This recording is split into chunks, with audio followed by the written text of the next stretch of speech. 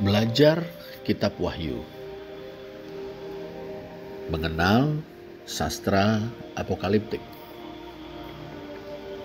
Genre atau jenis sastra apokaliptik adalah suatu gaya tulisan yang khas yang muncul dalam tradisi Yahudi dan tradisi Kristen, khususnya semasa krisis dan penganiayaan.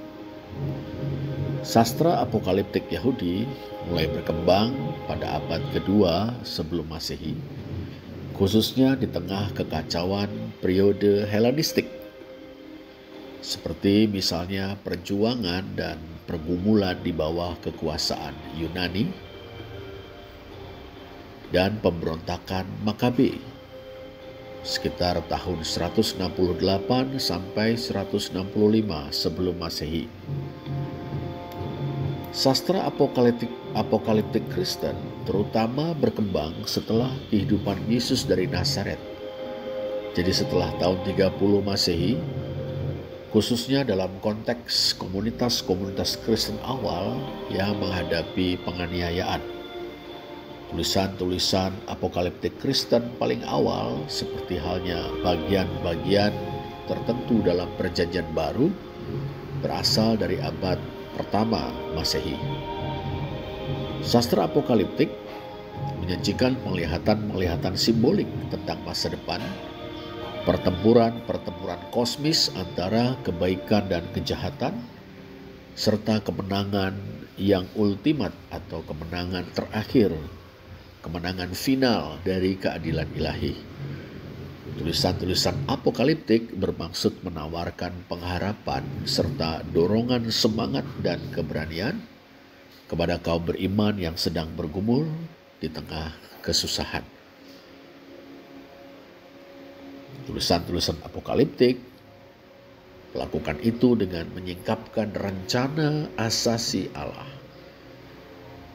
yang seringkali melalui penggambaran yang misterius dan simbolik. Karakteristik sastra apokaliptik adalah penggunaan bahasa simbolik dan penglihatan-penglihatan, penekanan pada penyingkapan kebenaran-kebenaran yang tersembunyi atau kebenaran-kebenaran tentang masa depan, wawasan dunia yang dualistis yang didasarkan pada pertarungan antara kebaikan dan kejahatan, fokus pada intervensi ilahi atau campur tangan ilahi dalam sejarah, harapan bahwa intervensi ilahi akan segera terjadi, dan seringkali memang ini ditulis di masa-masa penganiayaan atau krisis.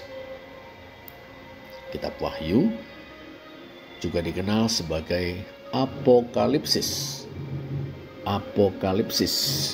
Kitab ini adalah salah satu contoh utama dari sastra apokaliptik.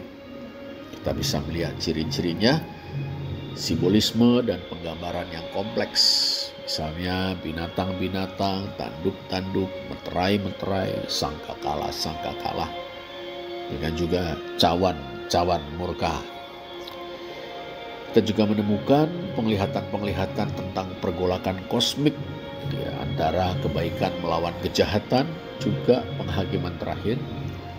Ada juga nubuat-nubuat tentang akhir zaman, kedatangan kembali Kristus dan penegakan kerajaan Allah yang kekal, serta dorongan kepada kaum beriman untuk tetap setia atau bertekun di tengah penderitaan. Selain kitab Wahyu, terdapat juga karya-karya sastra apokaliptik lainnya. Dalam Perjanjian Lama terdapat kitab Daniel, khususnya Daniel 7-12, yang berisi penglihatan-penglihatan tentang binatang-binatang, kerajaan-kerajaan, dan kedaulatan ilahi yang bersifat fondasional bagi eskatologi Kristen.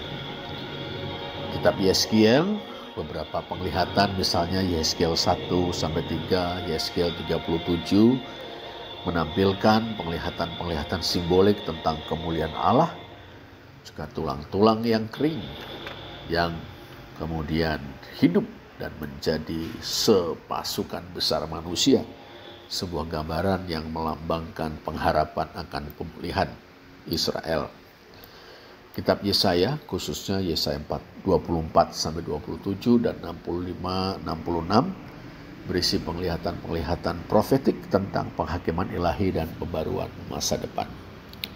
Kitab Zakaria meliputi gambaran apokaliptik tentang Mesias dan keadilan Allah. Dalam Perjanjian Baru, kita menjumpai Injil-Injil sinoptik, unsur-unsur apokaliptik. Misalnya kita lihat dalam khotbah Tuhan Yesus tentang akhir zaman, ingat Matius 24 dan 25, Markus 13 dan Lukas 21.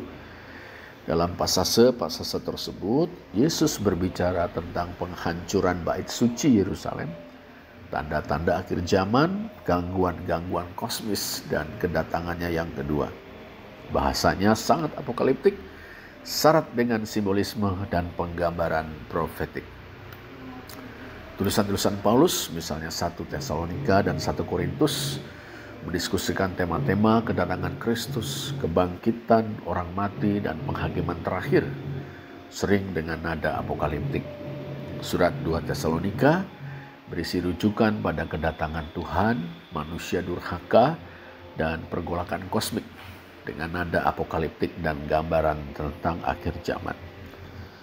Surat 2 Petrus dan Yudas menggunakan bahasa yang simbolik.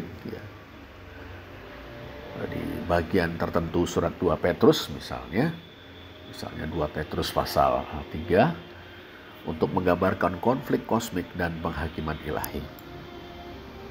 Di luar Alkitab Ibrani atau di luar Perjanjian Lama terdapat juga tulisan-tulisan apokaliptik Yahudi.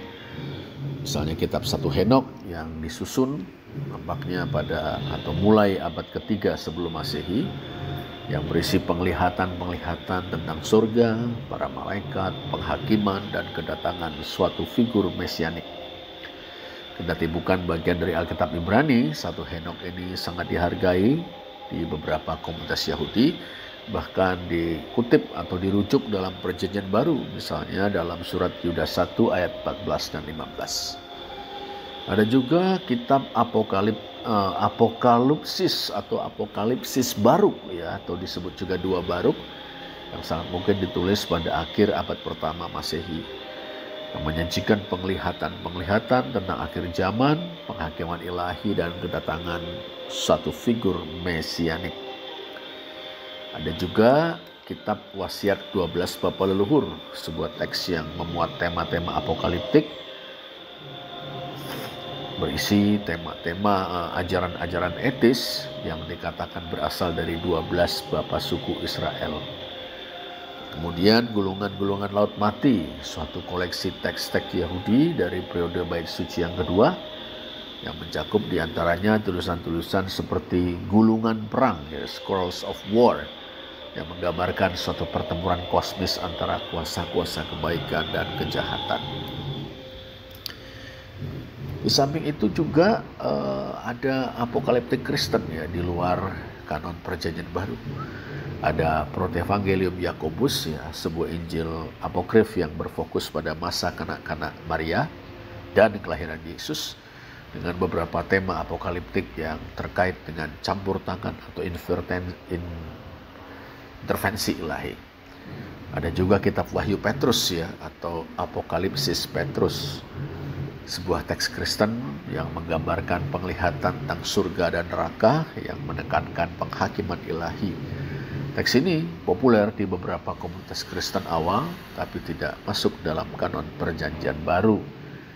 Ada juga Injil Thomas dan teks-teks gnostik lainnya. Beberapa teks ini mengandung gagasan eskatologis dan apokaliptik, seringkali dengan tema dualistik. Lalu ada orakel Sibilin, kumpulan orakel-orakel atau ucapan-ucapan ilahi profetik dengan pengaruh Yahudi dan Kristen yang berisi penglihatan-penglihatan apokaliptik tentang akhir zaman. Nah, demikian sekilas perkenalan kita dengan sastra apokaliptik yang di dalamnya tercakup kitab Wahyu.